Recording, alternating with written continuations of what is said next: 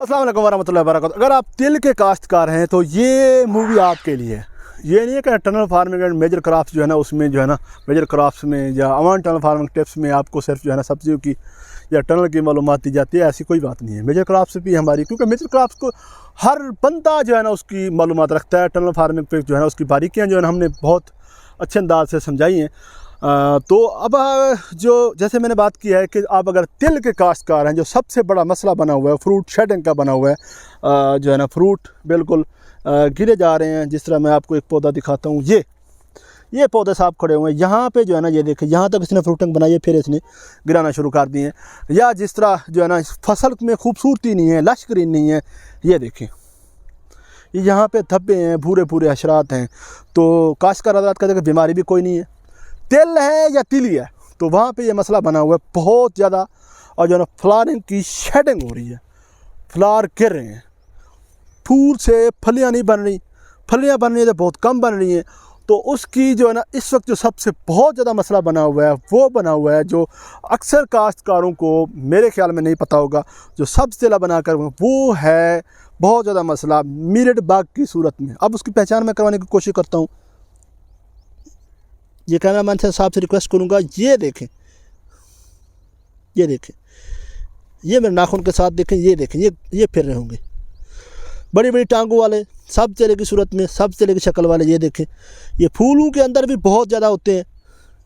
ये देखें, ये भागे जा रहे हैं। अब इसको ज़रा उल्टा करता हूँ शायद, ये देखें, ये फिर रहा है, वो उड़ गया, ठीक है।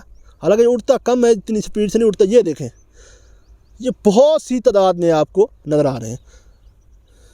ये देखिए, ठीक है।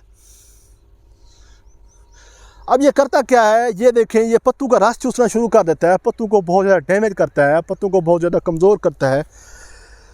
ये देखें, ये इस तरह के निशानात आना शुरू हो जाते हैं पत्तों पर। ये देखें, ये जैसे ही रस चूसता है, अब इस पे बहुत ज़्यादा मुझे अटैक लग रहा है। ये इसको देखें, अब देखें, इसकी उसने मत मार दी है। ये देखें,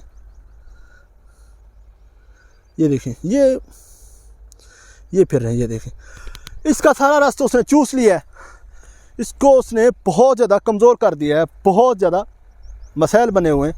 तो मिलेट बग, अब मिलेट बग की पहचान तो हो गई।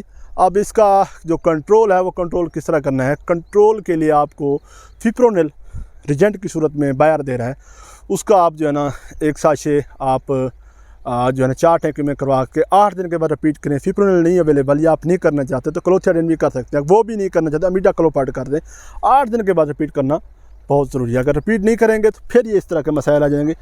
इसको आपने टॉप प्रायोरिटी देनी है। किसी भी जहर के साथ आप मिलाकर इसको कर सकते हैं। कोई फंगस वाला स्प्रे कर रहे हैं, कोई रस चूस कीड़े का स्प्रे कर रहे हैं, आपने इसको सबसे नहीं बनाना। फ्लोमिनिका मेड, नेटम पैरम और पाइफेंथ्रिन वगैरह, इसका कोई भी कंट्रोल इसको नहीं करता, नहीं इसको कंट्रोल करना है। तो जैसे इंशाल्लाह 8 दिन के बाद रिपीट करेंगे तो आपकी फसल इंशाल्लाह ताला ये जो मसाइल है, मसाइल से निकलती हुई नज़र आएगी आपको इंशाल्लाह ताला। तो अवान टनल फार्मिंग टिप्स की पूरी कोशिश होती है कि आपको अच्छी से अच्छी मालूमात दी जाए। कोई भी आपका सवाल है तो आप कमेंट बॉक्स में पूछ सकते हैं। अपना और अपने दोस्तों का ख्याल रखिए। अल्लाह हाफ़िज़।